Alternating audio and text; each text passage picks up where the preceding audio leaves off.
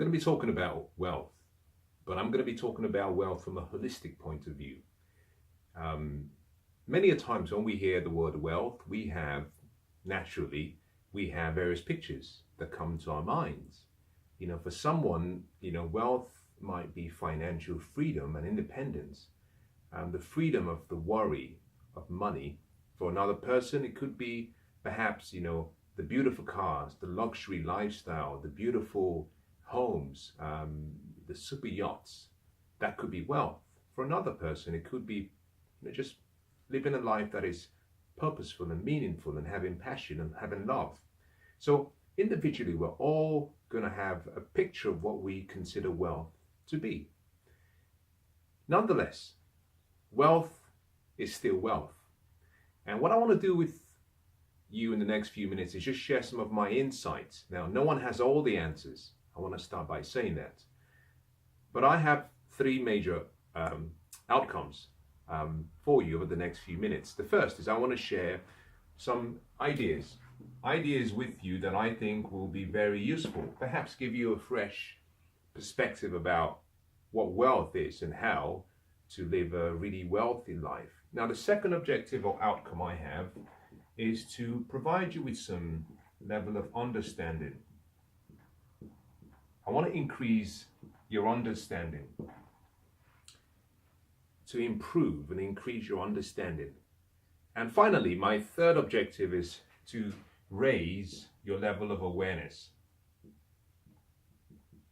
Now, why have I chosen these three objectives or outcomes? Now, the reason I've chosen these outcomes is simply because I believe that if I can provide you with the right ideas, and I can provide you with a level of understanding, and I can make you understand a little bit more, and in addition to that, whilst giving you understanding, I can raise your awareness, then I believe that you have more than half the equation for success. You see, I consider this to be my responsibility. However, the most important part of the equation, because this equation is not complete, the most important part of this equation is you. And therefore, I consider you to be even more important than myself.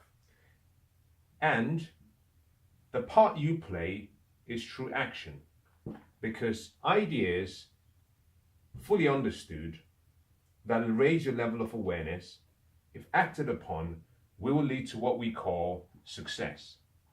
It's guaranteed.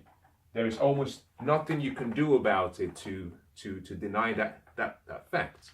And that's what I want to do with you in the next few minutes. I'm going to be sharing with you some of my thoughts about wealth, and more importantly, how you can start designing and living a really wealthy life. Because it's really easy, but you've got to know how. You see, I believe that life has to start with a design. And one of the most important things that you have to do for yourself in any area of life, relationally, business, finances, health, happiness, joy, is choose what you want. But before you begin pursuing your desire, take a step back and ask yourself a simple question. How do things work? Because one of the most important things and important ingredients in the success equation is a word. And that word is this. It's called leverage. Leverage. This is so vital, but so rarely used or understood. And the most important part of leverage, in my opinion, is the leverage of wisdom. Wisdom. I love this word. I love this word so much. However, the leverage of wisdom is what enables you to understand what to do, how to use it, when, where, to achieve the level of success you want. There's a key part of the leverage equation that you need. It's called OPE.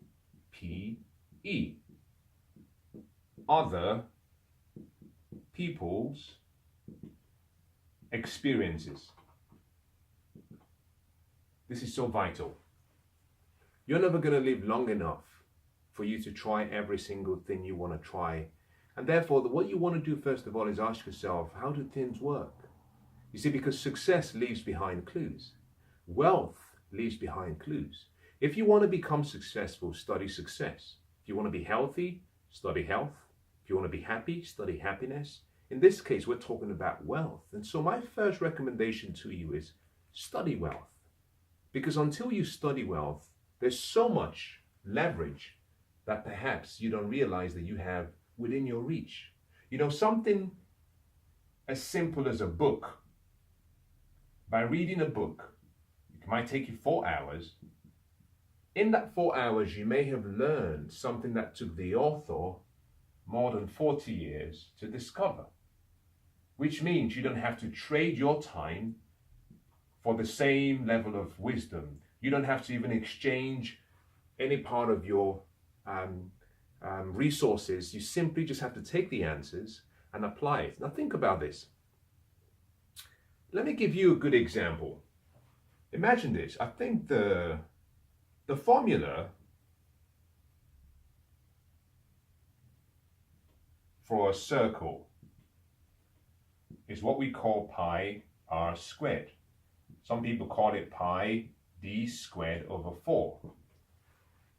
Now this equation took the person who discovered it years and years and years and years of trying to find out the perfect equation. It took them decades to discover this. However, as soon as they came up with a conclusion or a final formula, I can take this formula and I can pass this formula to a child that is maybe 9 or 10 years, and in 1 minute, they can calculate the area of any circle in the world. And how do they do that? Leverage, using other people's experiences. So what I want to suggest you do is understand that wealth is first a design, and that design means study. Then you take the parts of what you've studied and start to fashion for yourself what you believe will be useful in your life. Now, when you've started your design, you then create a blueprint of the life you want to experience. Once you've done that, you then practice. After you've practiced, the more you practice, the consistency of your practice will convert that practice, those action steps you're taking, into habits. Those habits in various areas of your life, if applied, will become a lifestyle. That lifestyle will create results. And guess what? The promise of wealth is guaranteed if you pay the price. Now, what I want to do very quickly with you is just share with you what I consider, in my opinion, to be the ultimate wealth formula. Now, I started off talking about the various definitions most people have about wealth. In this case, I'm not talking about wealth in itself. What I'm going to be talking about, what we call holistic wealth. And by holistic, I'm talking about dealing with the whole person. Now, to deal with wealth holistically, you have to ask yourself, what is the whole person? What does that mean? It's a very important question. Now, I'm going to explain to the best of my understanding. I hope I can communicate it in a way that I have it in my heart. If I lose you along the way, I must apologize. For those who understand, I believe this could be one of the most important lessons you've ever learned. Let's just assume that this is me. Now, I'm going to use myself as a point of reference. I am not my body. As you can see me right now, I am not my body. That's not who I am. Now, someone down the road might say, can you see that young man? Or they might identify me by my name. Well, Mensah Oteh. Well, that is not me. That is my name. In addition to that, someone might say, well, the dark skinned looking guy down the road. Well, that's a description of what my physical body looks like. But I am not my body. I am a spirit. You are a spirit. You are not a physical being having a spiritual experience. It's the reverse. You are a spiritual being. We're all spiritual beings, and we're having a physical experience. And that is the reason why at the end, there's a time to be born and a time to die. Now, if you've ever lost someone, I don't wish that on anyone, but this is a fact of life. I remember losing a brother, and as I stood there before he was laid to rest, and as I looked at his body, it wasn't him. It dawned on me that the him I couldn't see. What he was a spirit in the housing called a body. I call it like a residence. There's a resident in me. The resident in me is my true nature, my true self, and that is spirit. Now, as I stood there looking at his body before he was laid to the ground, it dawned on me that this wasn't him. This is not him. No, he's not one. You see, that's his body. So I am a spirit. I have a body. This body is physical, but I have a mind. Some people call this a soul. Some people say part of this soul means you have emotions and you have what we call an intellect.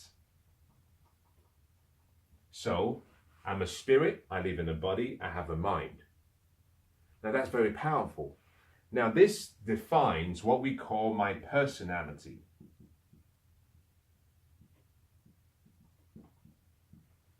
Now if you're following so far, that's great, because I'm about to show you how you must deal with the whole person with wealth. Now in each part of my personalities, when combined together, that gives you a perfect equation. That is holistic.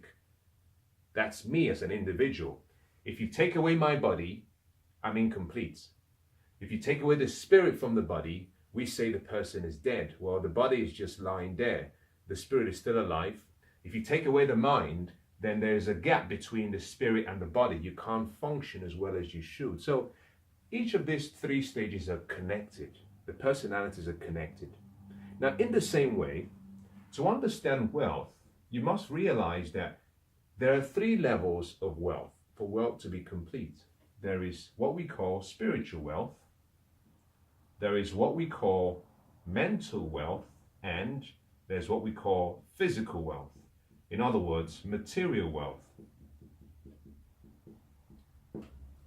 Most people talk about wealth and they're focusing on what I call the lowest level of wealth, which is material wealth that leads to financial independence. Now, if you've seen any of my videos, yes, when I've talked about wealth, that is what I've been teaching about. I've been focusing on the lowest level of wealth that leads to financial freedom or independence, or acquiring whatever you want in a tangible form. So you've got to understand. Now, the reason this is simple is because most people are focusing on this level. They understand it. So they have material wealth, but they're not fulfilled. Part of the reason they're not fulfilled is because they've only dealt with one part of the equation. Now, let me give you another example. Think about this. When we talk about water, water is a substance, a compound that you drink that will nourish you. We get it. Everyone gets it. The composition of water is made up of 2 parts of hydrogen plus 1 part of oxygen. We call that H2O. That is a complete formula. But if I decide that I don't like the fact that there's only 1, 2, I want to mix 2 parts of hydrogen with 2 parts of oxygen. Now what I've done is I've created a different compound. It's called H2O2. We call it hydrogen peroxide. It's odorless, it's colorless, but if I drink it, rather than nourish me, it would kill me. So the point I'm making using that example is if you alter with the equation, the outcome changes. Now in the same way, the 3 levels of wealth are connected. They're connected, but they also operate independently, but they're connected. So if I focus on just the material wealth, which is the physical wealth, and I ignore the top two tiers, what I have is failure. Because success without fulfillment is the ultimate failure.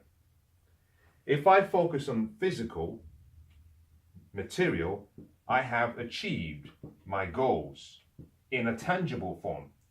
But fulfillment and true fulfillment does not come from what you have. It comes from who you are and how you think. So to understand holistic wealth, you've got to understand the three levels. Now I'm going to start with the top and come all the way down. At the spiritual level of wealth is the recognition that you are a spirit, and therefore wealth, you express yourself. Wealth is not something you're trying to get from the outside. Wealth is something you express. There are various ways that one can see how really wealthy you are. And one of the easy ways is through gratitude. Now, you've heard people say gratitude is the key to wealth. Why do they say that? The reason is simple. When you're in a state of gratitude, you're in a pure state. And that state is you recognizing the good that you have, the good around you, the blessings that you have. Meaning that you're reconnecting with your original nature. That's the point. The whole purpose here is nature. You're reconnecting with your original nature, which is spirit. And when you're in your real state, what you find is that there's a lot of energy you're radiating that creates good. So we have gratitude, but we also have love. Now, love is so powerful that when you're in a state of pure love, now I'm not talking about lustful love, I'm not talking about romantic love, I'm talking about pure love. Now you might be thinking, I don't understand what you mean by pure love.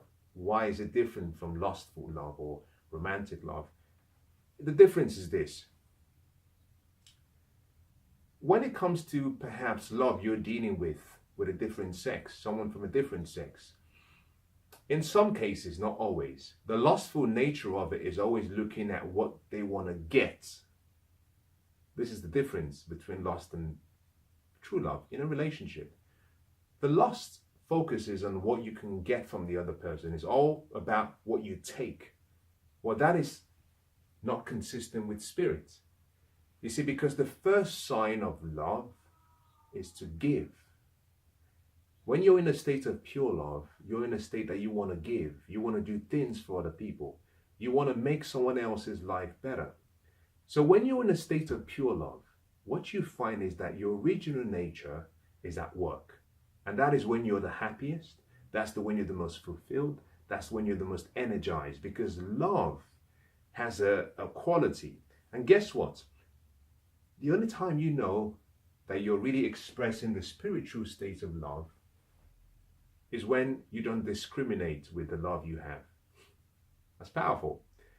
You might be thinking, oh, well, I love my parents and I love my siblings and I love my husband and my wife. The question is, do you love your neighbor as you love yourself? Number one. The second is, do you even love yourself? Because you cannot give what you do not have. So if you are one of those people who you don't really love yourself for some reason, then you're not in a state of pure love. Because the first sign of love is to give, but you can only give what you have. If I walked up to you and I said, I want an orange, and all you had was an apple, you cannot give me an orange except you find someone or somewhere and you can get some orange and come back and give it to me. So the key here is this. You must understand self-love, and you must then associate self-love with loving other people. But it's not about discriminating in your love. If you look at people who have pure love, they can love anyone, irrespective of who the person is. Now, Mother Teresa had a unique quality that she loved poor people. And you could look in her eyes and you could see love. Now, she also loved everyone else. But her love for poor people was because no one else loved them like she did.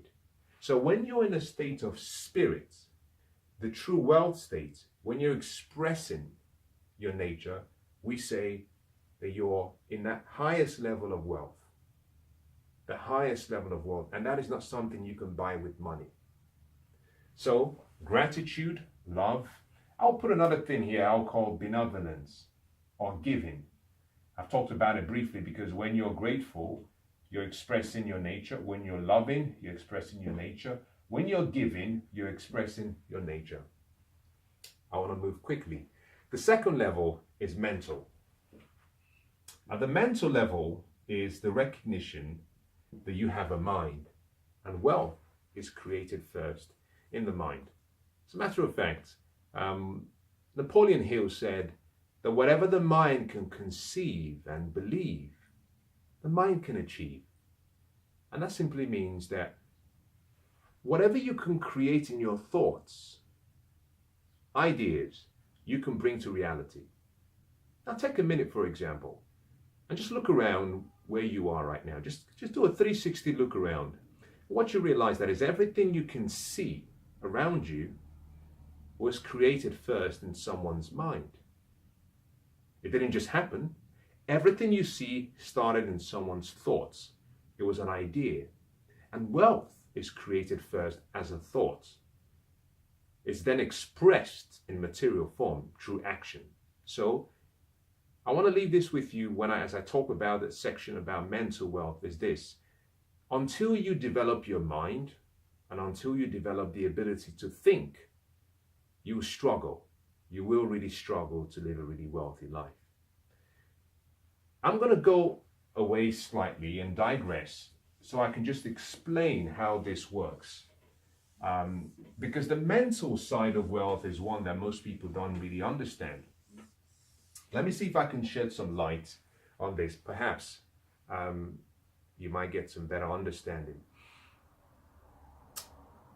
An ancient writer said,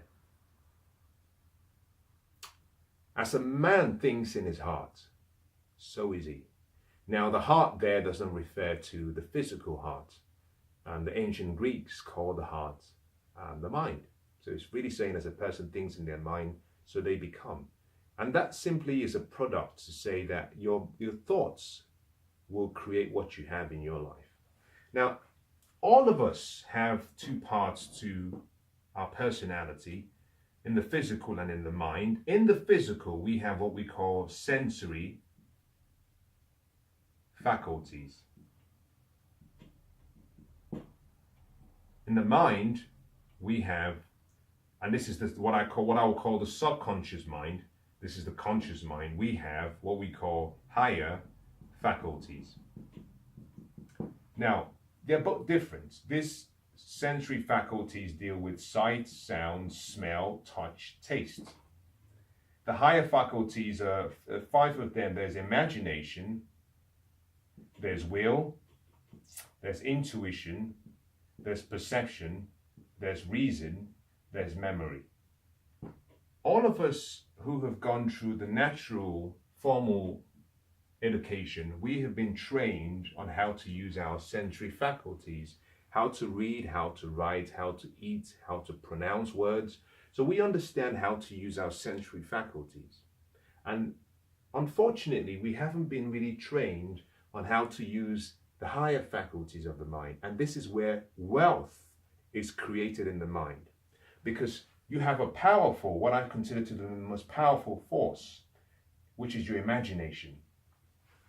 Let me explain to you, in my opinion, how tough and how powerful this mind is.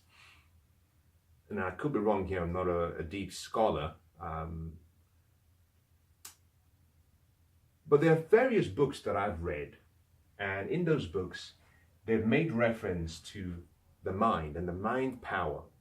And it's gone as far as saying that because each of us have been given this mind power, that we can do whatever we want, we can create whatever we want, because this mind power is connected to universal intelligence, and universal intelligence cannot fail in its character, if you want to use that word. Meaning that if you think negative thoughts, and if you expect negative thoughts, you will get it. It's where we get the law of attraction from. For example, if you set up the vibration, which is the feeling through a thought that you put emotions to, you will set up a level of vibration.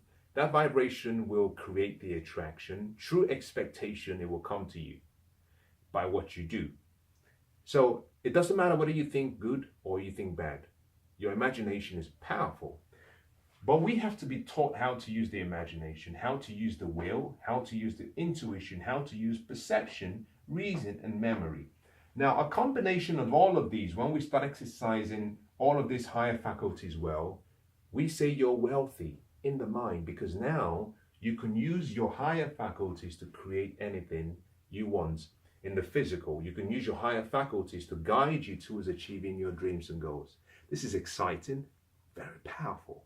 Now, I've only started to learn about a lot of these. You see, school taught us about memory, but they didn't teach us how to use the memory. They simply said, just remember what you've been taught, and that's all we do. On the other hand, they never taught us how, why, when, and what. So, give you a good example. The average person, if you sat with the average person can tell you in detail what stops them. The average person can tell you what stops them. They can tell you with detail what gets them off the pathway of success.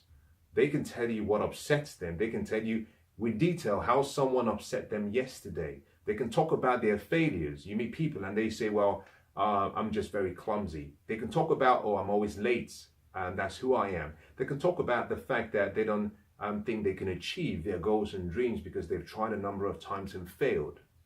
You see, they're using their memory in the wrong way. They're not wealthy in their mind. You see, your memory has one purpose. Your memory is meant to be used to remember victories, success stories, things that actually make you feel good. Now, this is what one great writer said. He says, whatever is noble, whatever is good, whatever is pleasing, think on those things. Simply meaning, you should only focus your mind towards things that edify you, things that make you feel good. So one of the great advantages that successful people have over people who never achieve success is the failures remember their failures. The successful people, when they fail, they replay victories. They do a 360 look around. They do a 360 or 180 look around, and they remember times in their past when they did something and they succeeded. And that gives them inspiration, that gives them motivation, that gives them courage. But all of that comes through the development of your mind. I'm going to move very quickly. I've dealt with the spiritual, I've dealt with the mental. Let's move now to the lowest level of wealth, which is the material or the physical. Now, in the material or the physical, we're dealing with wealth that leads to financial freedom. Wealth that leads to financial freedom, and that is simply tangible or material wealth. Now, how do you achieve this? Very simple. There are rules, there are laws, there are principles, there are beliefs, there are philosophies, strategies of wealth. You might call that money. If you want to achieve material wealth, you must understand the rules of money. Very important. You have to. You see, all of us are playing the game of money. Some of us understand the game and therefore we play to win. For so many years in my life, I didn't understand the game of money. So I played, but I didn't realize I was an amateur and I was playing against professionals. And therefore, I lost for so many years until I started to learn the rules. You see, when you learn the rules, you understand the vocabulary, you understand the words, you understand the numbers, meaning you can communicate effectively, you can seek opportunities, you can see problems coming from a mile away, you can make corrections. You must understand the laws. There are laws of money. There are laws of investing. There are laws of how you spend money, how you create, how you multiply, and how you share. There are principles of money and wealth. There are beliefs of wealth. There are philosophies of wealth. Now, a belief and a philosophy are two different things, but you've got to understand both. The belief is different from the philosophy. The philosophy deals with how you think. The belief deals with what I'll consider to be a foundation, which is more about what you consider to be true. We're all products of our belief system.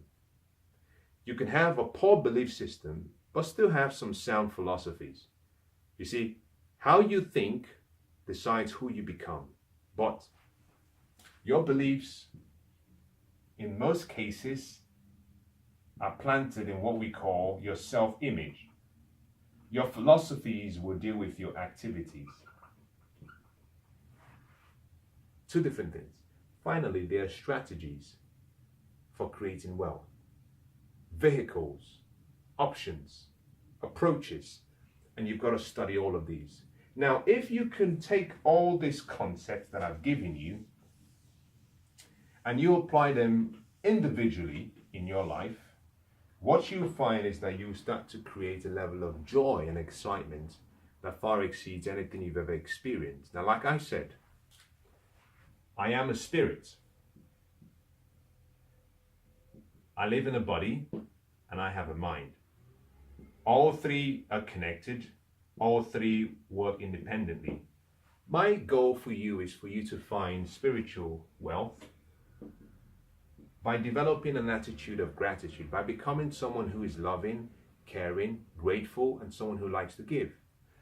I also wish for you to develop wealth on the mental level, by developing your higher faculties, by using your imagination to create, by developing ideas and thoughts and having the belief and expectation that it can come to pass. And finally, my objective and my hope for you is that you find material wealth in the form of material compensation, money, whatever you desire, in tangible form. I wish and I hope for you. But I also hope that you will combine all three levels, because that is when the equation is complete.